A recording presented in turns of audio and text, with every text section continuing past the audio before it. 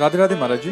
गुरुदेव भगवान, मैं कितना भी संभल कर चलता हूँ कोई ना कोई पाप बन ही जाता है। हृदय में फिर जलन होती है। सोचता हूँ क्या श्री जी मुझ पर कृपा करेंगी।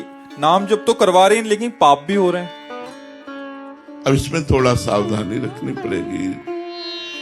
कुछ तो हम बात मानते हैं कि वासना से विवश होकर पाप हो जाता है। क्रोध तो तभी आता है जब काम आता है, ऐसे क्रोध नहीं आता है।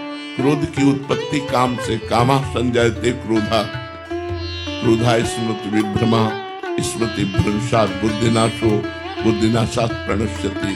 तो जब हम कामना करते हैं कि जैसे ये व्यक्ति हमारे सामने जो है ये हमारे लिए ऐसा आचरण करे, ऐसा बोले, और जब वो ऐसा नहीं बोलेगा तो हमें क्रोध आ जाएगा। क्रोध का मूल काम है कामना, कामना से ही क्रोध का प्रादुर्भाव होता है। तो हम दूसरों से सुख प्राप्त करने की जो चाह करते हैं वही क्रोध पैदा करता है। और अगर हम दूसरों के अनुकूल होने की चेष्टा करें तो हमारी भक्ति बन जाए। सब में भगवान विराजमान है।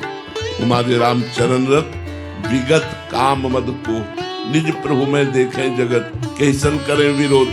जब हम सब में भगवान को देखने लगे और उनके अनुकूल व्यवहार हम करें, उनसे अपनी अनुकूलता ना चाहें, तो संपूर्ण क्रोध पर हम बस प्राप्त कर सकते हैं, वशीभूत कर सकते हैं क्रोध को। लेकिन क्रोध हमें वशीभूत नहीं कर पाएगा, क्योंकि हम इनसे अनुकूलता चाहते ही नहीं।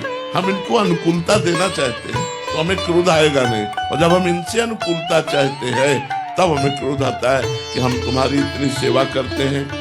अगर हमें यही है कि मेरे प्रभु हैं सब में विराजमान और मैं इनके अनुकूल रहूं, तो क्रोध आने की वृत्ति भी आएगी तो शांत हो जाएगी। एक ही उपाय है, जहां क्रोध आने लगे मौन हो जाओ, दांती पीस लो कि बोलूंगा नहीं, और नाम जप करने लगो और उसको मन से प्रणाम करो जिसके प्रति क्रोध आता है। तो धीरे धीरे क्रोध का शमन हो जाएगा, धीरे धीरे क्रोध शांत हो जाएगा। अगर बोलना शुरू किया तो क्रोध का स्वरूप बिगाड़ देगा, फिर गुस्सा आ जाएगी, गलत बोलना शुरू हो जाए, क्रोध बढ़ जाए तो मारपीट भी हो जाती, हिंसा भी हो जाती।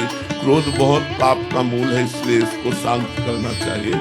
काम, क्रोध, लोभ, ये तीन नरक के द्वार हैं और इनका मूल है अहंकार।